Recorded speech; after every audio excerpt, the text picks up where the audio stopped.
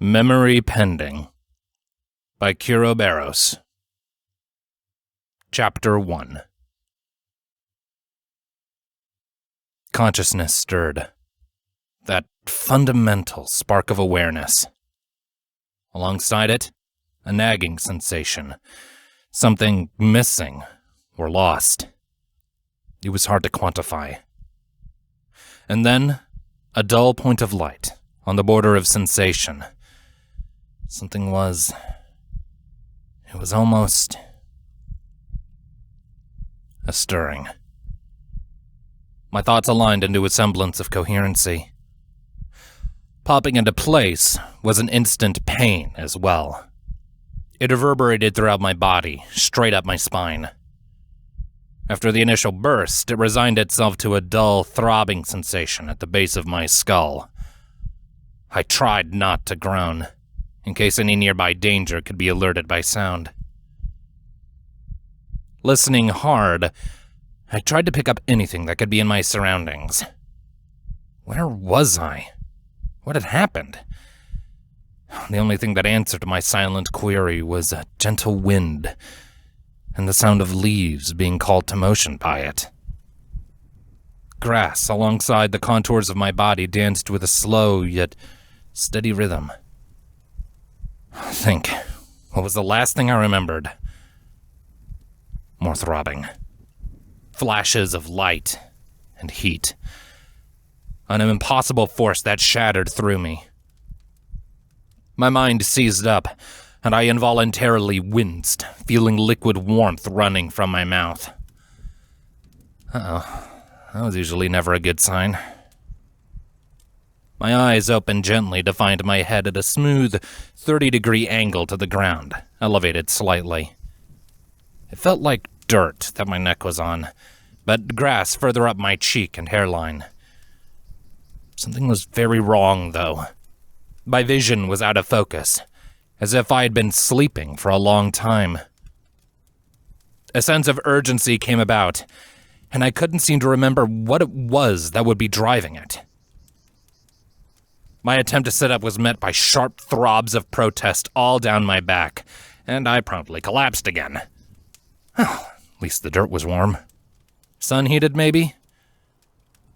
I could make out a blurred flickering in my vision, trying to stop the liquid swimming sensation. Light. It was orange and dancing chaotically. Fire. My depth perception was off, but I estimated it to be about 2 meters away. It was difficult to think properly. I couldn't seem to formulate basic thoughts and numbers like I should. Moving my tongue in my mouth, I rapidly discovered the source of the blood and sighed. I should have known. My breathing was okay, and the pain wasn't centralized in my chest or stomach. My tongue certainly didn't feel well, though. Whatever impact or trauma I'd suffered, chances are that it was my tongue that was injured and not my insides. Or at least not my squishy insides. I couldn't exactly speak much from my bones. Something still felt off. I moved my tongue around a bit more. It felt swelled, as if there was more tongue than before. I must have really done a number on it. That, or my mind was screwed up still. Feeling along the roof of my mouth, it felt elongated as well.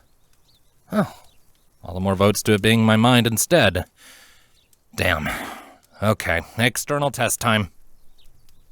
Slowly and carefully, I tried moving my legs. There was a bit of a lag, but they slowly started to move. I mentally smiled as the thighs obeyed properly.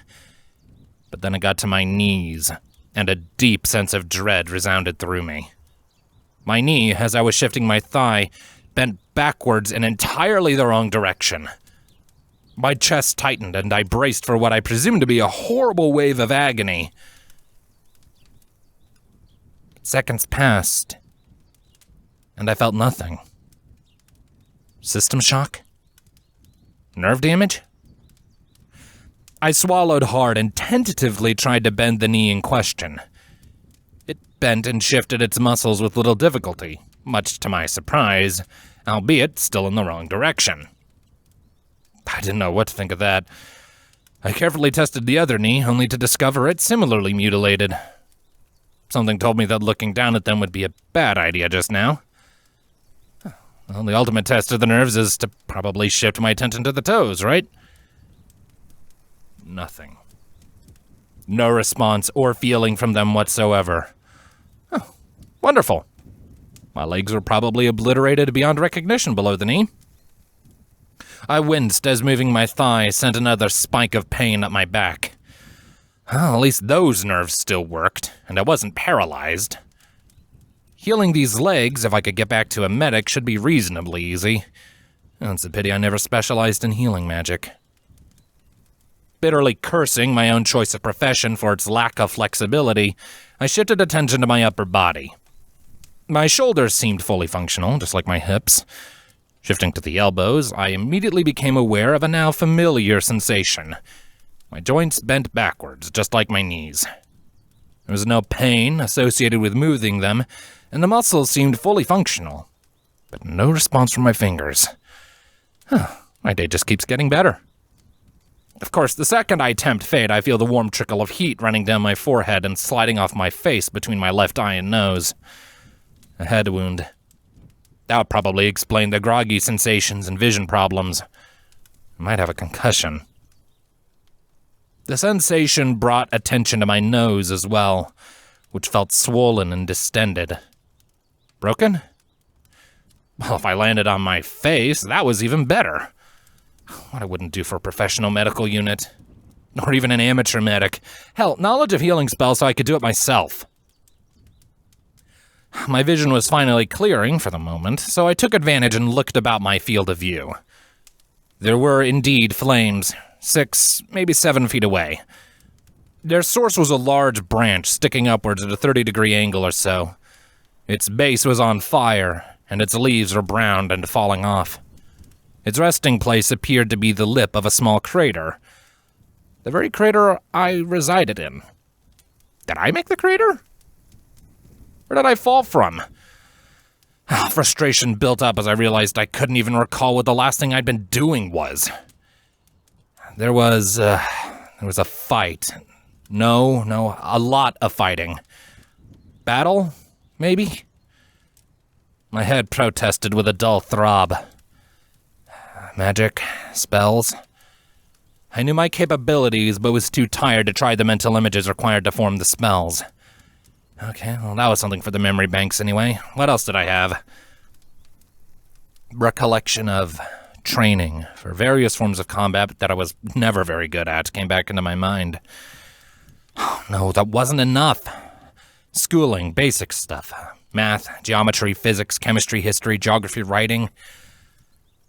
No. I could barely remember anything apart from the classes. I needed something identifiable. Panic and horror set in when I suddenly realized I couldn't even remember my own name. I suddenly felt nauseated, and my stomach clenched up in attempts to resist the urge to expel whatever it was I ate last. I bitterly decided that my stomach contents would probably provide more information about me than my memory just did. Damn it! Breathing came first. I slowed my breathing down and felt the panic subside partially.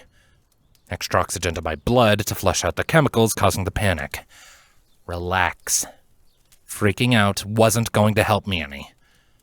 I knew my limbs were screwed up, and bits of my face were probably broken. People have lived through concussions before, and it wasn't the end of the world. I opened my eyes again, having not realized I'd crushed them shut, and tried to move my neck. Flares of pain, but I took it very slowly. Oh yeah, definite head trauma. Able to shift my view again, I could finally catch a glimpse of my own body. Several seconds later, I closed my eyes rapidly. Well, wish I hadn't done that. My skin appeared to be a pale bluish white. Well, I was still alive, at least, somehow. Swallowing, I opened my eyes slowly and confirmed the color. It varied a little up and down my right arm, largely consistent in hue. Well, that wasn't what I expected from the sliver of a second glance I'd gotten a moment ago. Closer examination revealed a light coat of hair entirely covering the arm. Like, an actual coat? Okay, what the hell? I brought my right hand up to my face, bracing myself for the sight of my likely mutilated appendage. I was greeted by what appeared to be a hard, flattened marshmallow, shaped vaguely like a hoof. Ah, well, that explains it. Pretty sure I lost consciousness about then.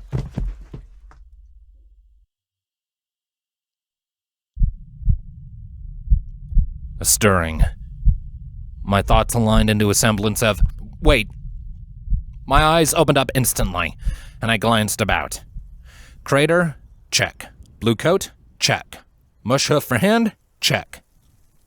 Dull pain in head, neck, and back? Check. Damn it. Alright, so I'd either suffered from a very harsh and complex forced transmutation attack that had a really bizarre goal, or was on one hell of an acid trip. Having no experience with the latter, I decided to stick to what I did know and assumed that I was somehow transformed into, well, something. What I would do for a mirror. The pain had decreased since last I visited consciousness, and I tested moving my noticeably longer neck around. Okay, so whatever I was, I probably had more vertebrae than I was used to, or at least longer ones. My mind revisited the memory of my joints, and it suddenly made a lot more sense. They weren't mutilated, they were just reverse-jointed. Alright, so chances are, instead of arms and hands, I had an additional set of legs. Wonderful. It was annoying, but I could manage, especially if I could clear my mind long enough to do magic. Telekinesis was amazing. There was no sense of time at all, which honestly didn't surprise me due to the state my memory was in. Okay, think. I was still in the crater. The blood was dried to my face as well. No medical attention. If I were in a battle, it either moved on, I somehow moved, or someone had won and it wasn't my side and they just left me for dead. Great, even better, and crap. My muscles bunched up in my shoulders, and I rolled onto my stomach. There was little complaint from my back, so I got a little confidence and sat up partially. My arm, well, I guess it was a foreleg now, was actually multi-jointed, I rapidly discovered.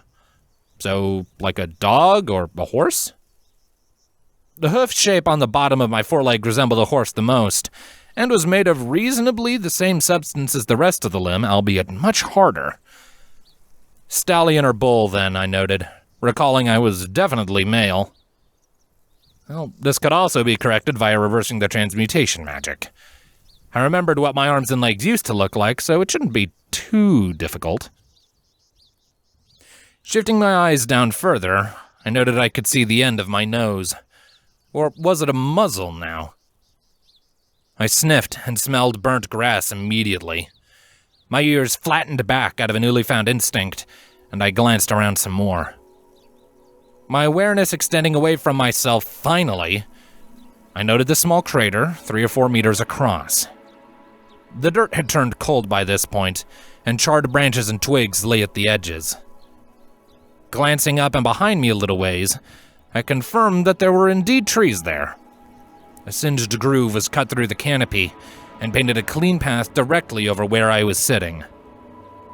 Damn. I came in at a slight angle, and somehow impacted this location with enough force to alter the terrain. How was I still alive? Well, the only thing I could think of was that I had had a barrier up from whatever made me go flying. Not that I could remember what had happened. My eyes scanned the terrain, now that my immediate self seemed reasonably okay. Healthy-looking grass spread out upon a field of flowers in between 2 forest lines. My eyes lingered on the colors and shapes, causing a shiver to go down my body. Where was I? Surely these kinds of places didn't exist anymore.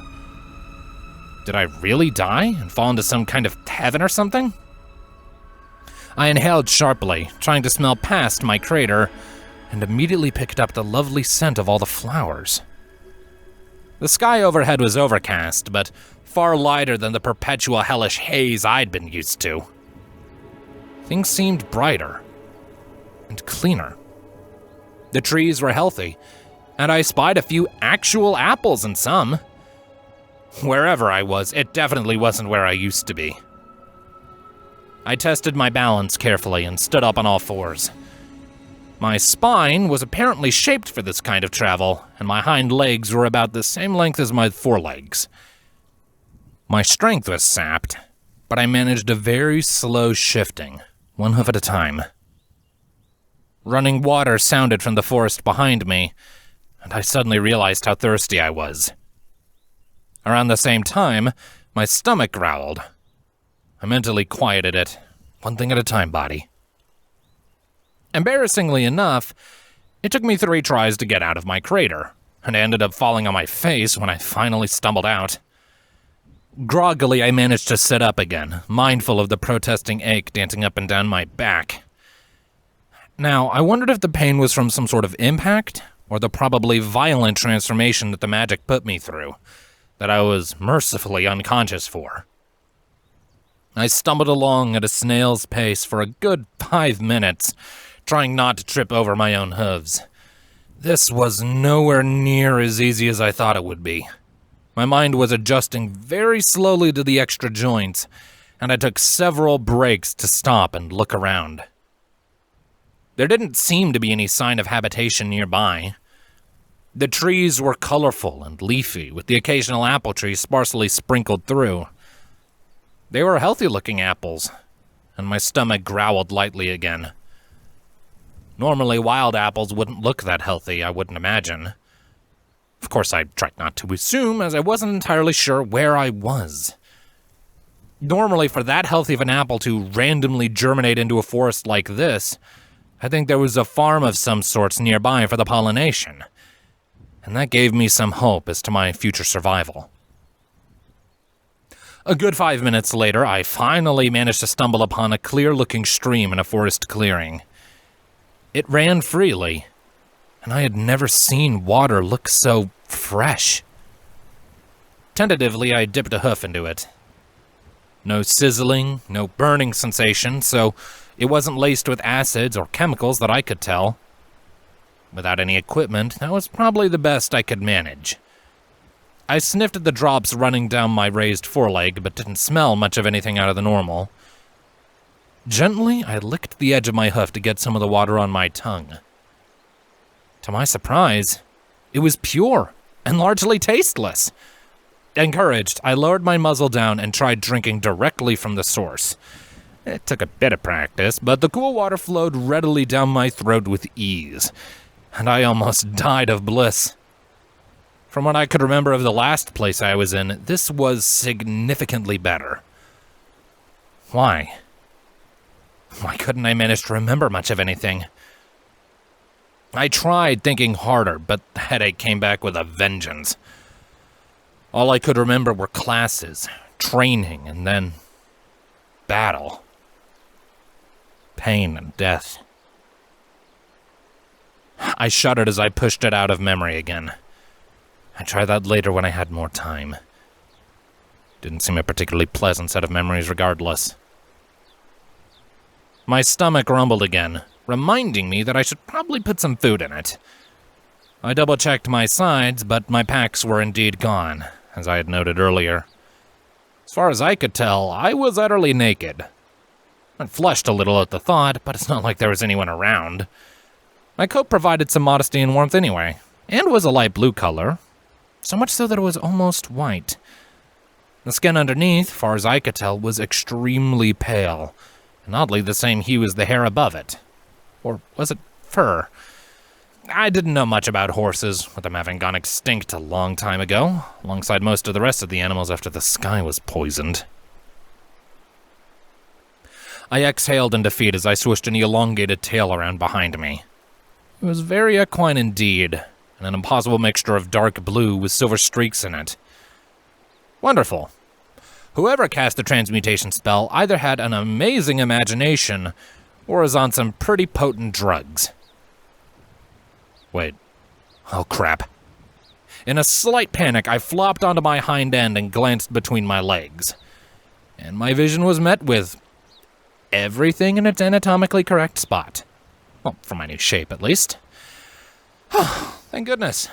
I'd heard of some transmutation spells that were of the more, sadistic variety in that regard. Having confirmed that I was still male, I rolled back into a more comfortable sitting position and stared into the water. My reflection was reasonably easy to make out on the surface, and I glanced to each side of my muzzle. It was shorter than I'd expected, although it's hard to see from a first-person perspective. My eyes were also larger than what I'd been assuming. Maybe not a horse. I was too small for that. A pony? Well, I guess. Of course, did it really matter? Focus! I needed food. I was starving. The nearest apple tree was a good dozen meters off. With my slightly improved movement techniques, it only took me 3 or 4 minutes to get there. I glanced upwards from the base of the trunk at the tantalizing apples hanging almost 3 body lengths off the ground. Crap. I hadn't thought this through. Okay, think. The food was right there, and all I had to do was either get to it or make it come to me somehow. I braced a front hoof against the tree and extended myself upwards slowly until I was almost standing upright. Didn't make much difference as I swung at the apples with my free hoof. They were still a good meter out of reach.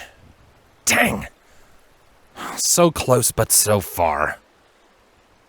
Well, option 2. I closed my eyes after sliding back down into a sitting position. Symbols. They helped focus and shape thought in specific ways when meditated upon. When done with training and force, they could cause effects outside of the body. Okay, come on, telekinesis. I'm hungry, so don't fail me now. The symbols came from memory surprisingly easily, and I directed the force of my mind along them as I had 1,000 times before. Upon completing, I felt the feeling and energy built up. Yes, it was working. Smiling now, at least I think I was with my newly formed muzzle, I released the energy in my mind and directed it to carefully snag a couple of apples off the branches above me. It felt like someone had come up next to me and sent an armored boot into the side of my skull, somehow from the inside. I was jarred sideways from the force of my own telekinesis and stumbled from my sitting position, flailing to the ground. Ah! My neck screamed in agony as I was jarred, and I held my head still with both hooves once I had rolled onto my back.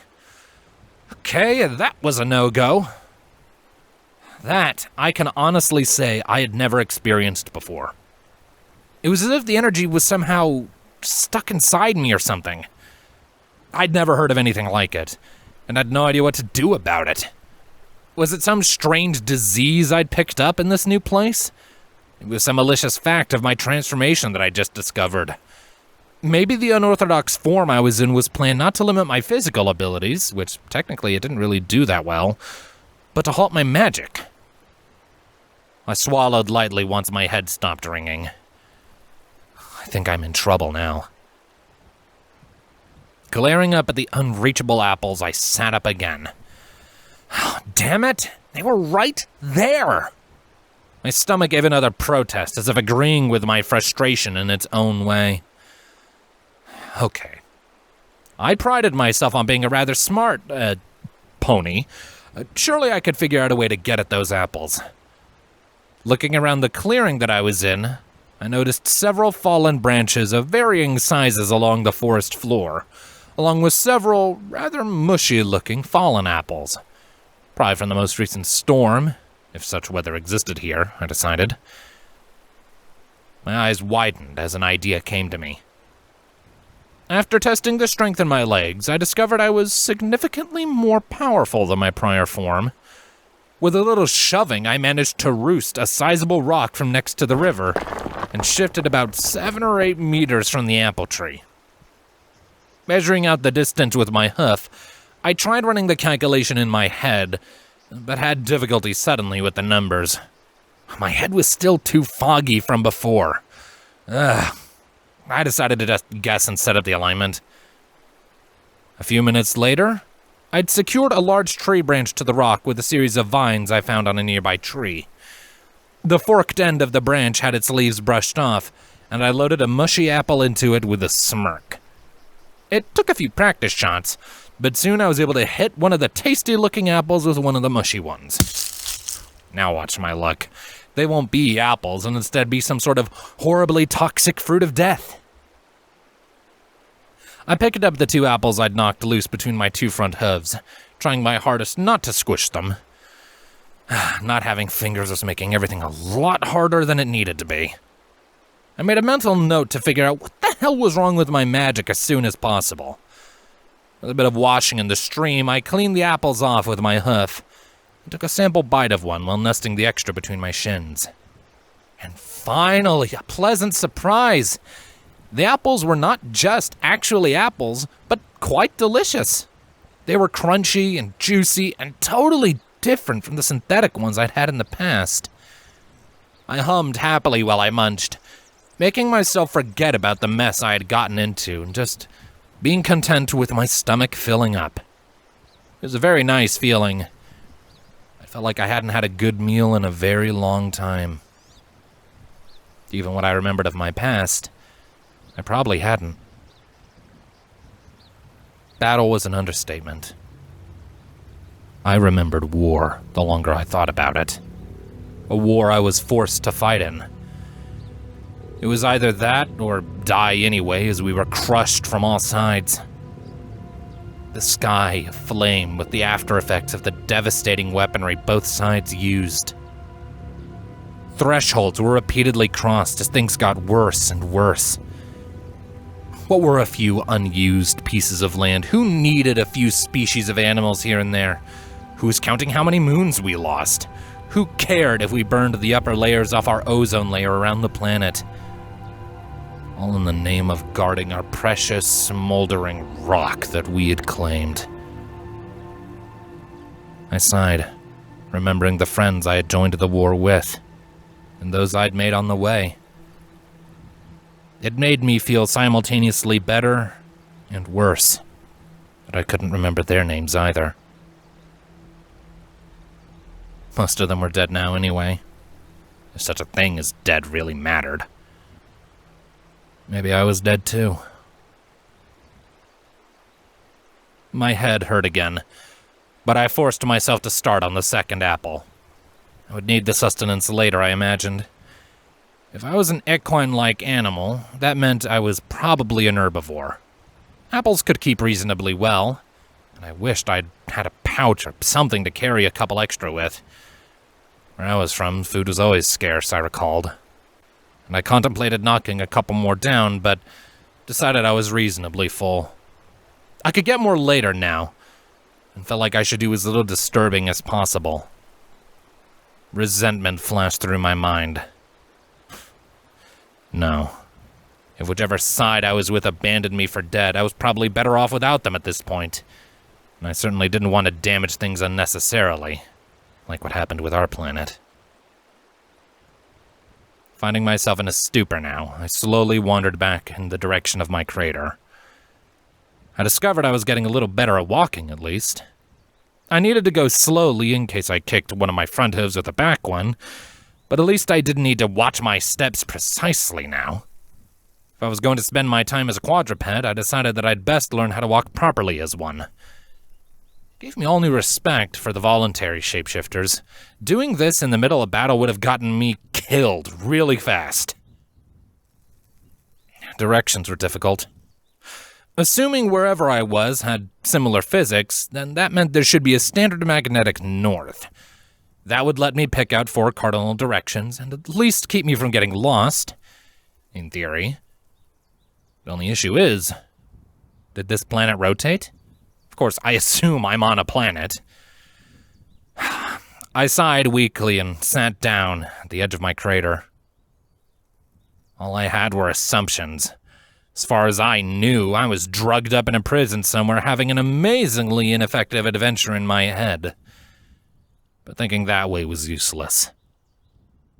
Glancing skyward, I saw that the sun I'd noticed earlier had shifted a little, indicating movement. I could use that for directions for now. It was as good as any, assuming it moved in a straight line at least.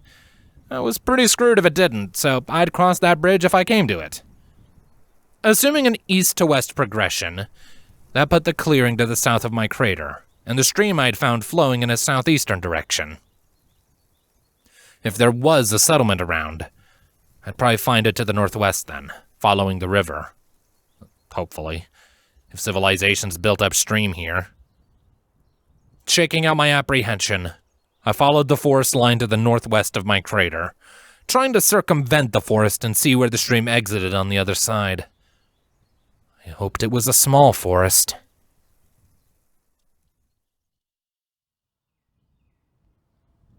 Son of a bitch. Normally, I considered a cross-country hike nothing, as I was in good shape from all the training, like every other recruit. Walking in an uncoordinated fashion, tripping every few hundred meters, and generally blundering through the path I'd set myself on, slowed me considerably and took up a lot more energy than anticipated. As far as my rattled mind could estimate, it had been an hour, maybe more, and I felt like I'd barely made it a couple kilometers. The forest edge finally collided with the stream exit, although it was more of a river at this point. It was still flowing the correct direction, so I could reasonably rule out bizarre physics. The terrain was getting more and more hilly, however, and I didn't exactly look forward to attempting to navigate them with the equivalent of wearing 4 roller skates on stilts. Sitting down next to the river edge, I deliberated what to do. The sun slowly drifted off to my right, meaning west. My eyes shifted back to the river and traced it further north as it slipped between 2 hills. Even if there was a town, I doubt I'd be able to see it from here. My vision still lapsed occasionally, causing bouts of nausea and dizziness. I didn't know how much longer I could keep this pace up without some serious resting. If I had a concussion... Not that I hadn't just fallen on my face a dozen or so times just now, I reminded myself in irritation. Having 4 legs was not something I was used to, nor getting used to at any reasonable pace. At least I was moving faster than before. Of course, not while I was just sitting here. Kicking myself in the butt, I stood up again and slowly started north. Might as well get started. The faster I get moving, the faster I can see if I was right about there being civilization, or see exactly how screwed I am if there's not. Knowing beats sitting here worrying about it, right? At least the view is pleasant. I couldn't get nearly as pessimistic as I would have liked with everything being so pretty like this. Until it was dark anyway, and I could no longer see any of the pretty. That thought got me moving a little faster. Hills were, surprisingly enough, easier than flat land for me to walk on. Apparently, having my hooves on different elevations from one another entirely negated their ability to trip over themselves. Now all I had to worry about was keeping them going in the right direction, and I was set. Until 2 hills later, where I amended that I hated the downhill part. Picking myself up back from the crumpled heap after my 3rd tumbling roll, I sighed and cracked my now complaining back. Maybe I'd try going down the next one backwards. It couldn't hurt at this point. Not any more than going down on my face, at least. I hiked to the top of the next hill a little more slowly. This is the biggest one yet, and a little intimidating to my now slightly sore legs. My breath caught at the top of it, and I froze in place. The sun was slowly starting to set at this point, but the expanse of land after this hill was alight with a warm glow. Multiple buildings lay spread out with lights coming from windows. Faint wisps of smoke, barely noticeable, extended from chimneys, and I saw beings moving about on the streets. The building apprehension melted away at that point. All of the individuals I saw moving around were quadruped, like me. Their coats varied in color as if a rainbow had fallen on them.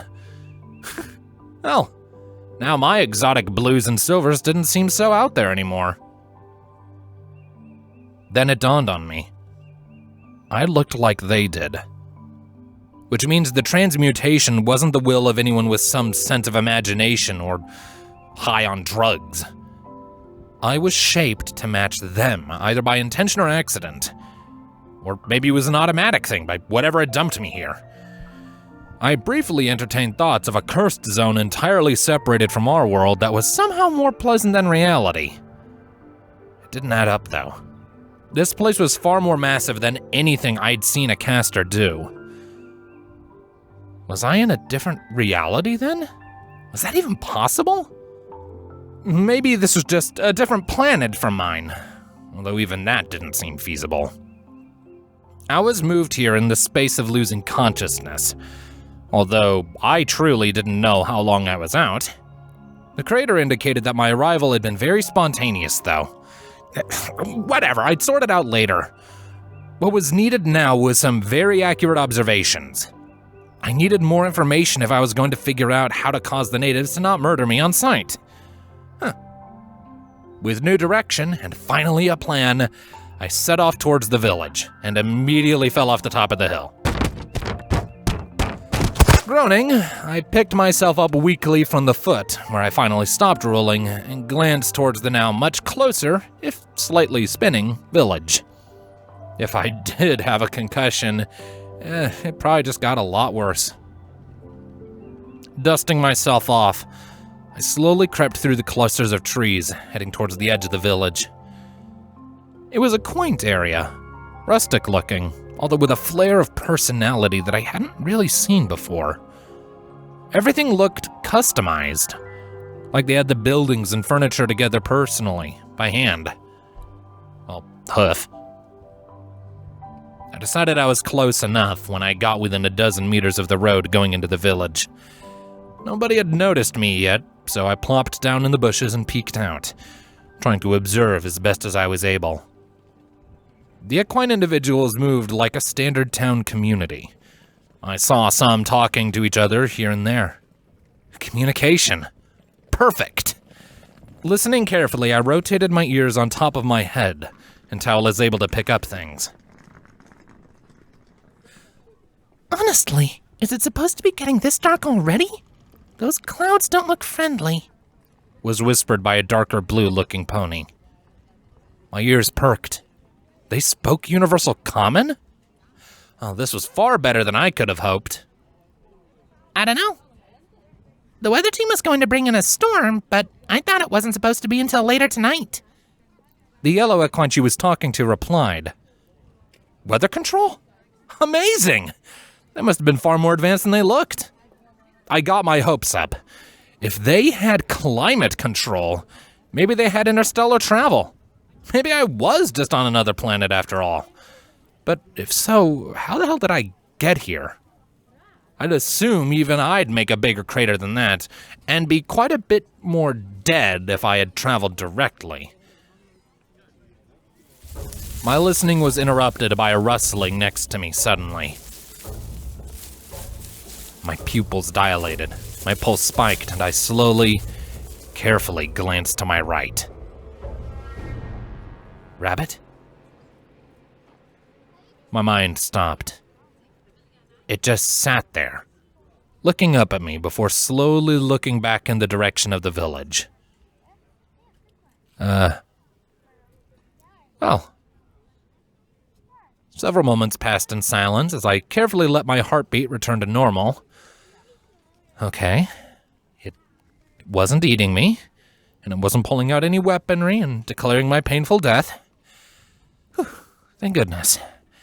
I don't think it was one of them. The creature hopped out of the bush I was in and slowly made its way onto the path.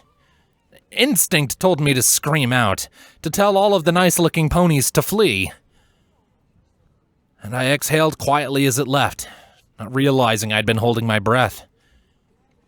My entire body was shaking, and I was distinctly aware of an uncomfortably warm puddle forming under my rear. Oh, wonderful. Some trained soldier I was. But it wasn't one of them, right? It hadn't killed any of the ponies yet, so just maybe... Oh, there you are, Angel. I was looking all over for you, you naughty bunny.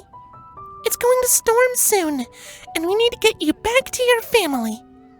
I suddenly heard, barely louder than a whisper. I watched a young-looking pony with an extremely light yellow coat walk up. Her hair, her mane, was a pretty pink color, and she looked somehow more vulnerable than the others, yet infinitely more graceful. She was definitely a female. Wait. Sadly, it didn't dawn on me until she'd picked up the small rabbit in her mouth and turned around to head north into the village, glimpses of her rump visible as she went. The blush hit instantly, and I ducked back into the bush, burying my muzzle in my hooves. Oh, curse my horrible, horrible mind, they're all naked! Every pony I've seen so far had been without basically any clothing. It was probably safe to assume at this point that it was optional in their culture. Oh, damn it. Biologically, I must be geared to now pick up on this race as viable mates, since the spell changed. Wait. I didn't see any males in my observations. I peeked my head out over the bush again and got a quick confirmation. Vaguely feminine decorations and furniture. Every individual on the street appeared to be female, and even the flower arrangements and elaborations felt feminine. Uh-oh. I might be in trouble here. Did males exist? If they didn't, surely I was a joke of whatever magic transformed me.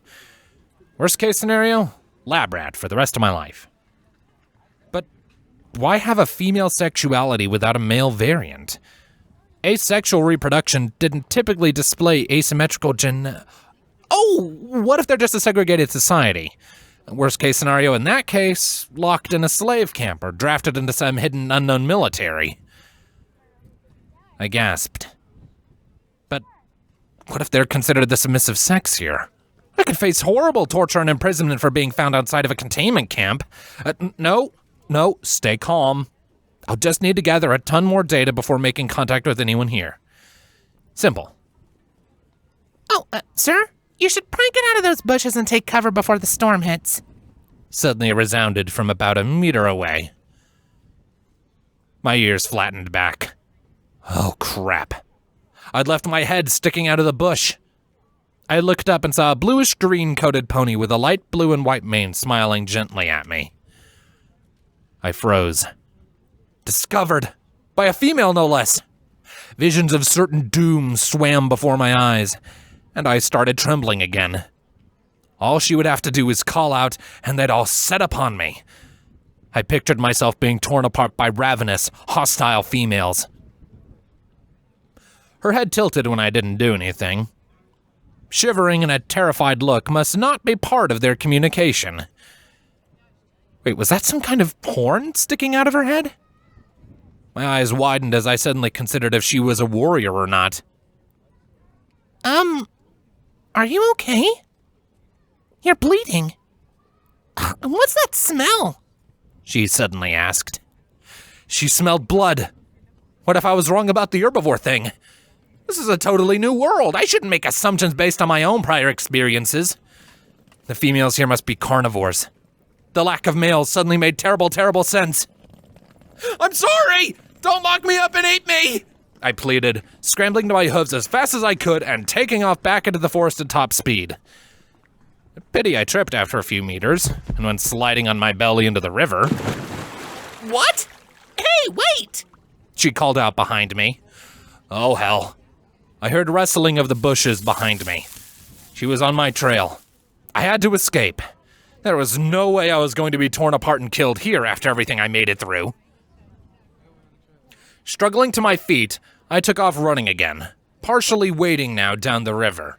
I think I stepped in something, I heard behind me, suddenly drowned out by a clap of thunder from above. Yes! She was distracted by my, strategically placed trap. I took full advantage and let the river wash me downstream.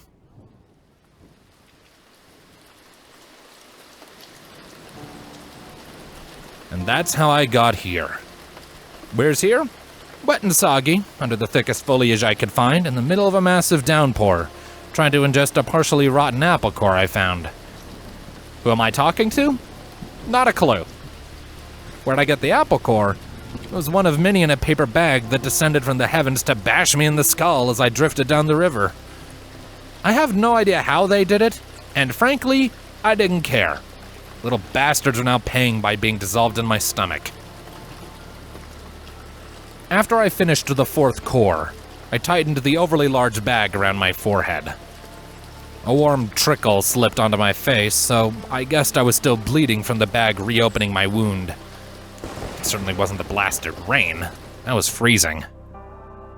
I sneezed momentarily, then rapidly looked around to make sure nothing hurt it. Darkness was all around me. The only light nearby was from a small cottage I found on the west edge of town after climbing out of a river. It had a very earthly, natural feel to it, which relaxed me. This was as close as I dared to get, though. I was about 30 meters from the light, not wanting to risk detection by the carnivorous monsters masquerading as ponies, and fearing even worse things roamed in the dark. Meanwhile, the storm grew worse and worse.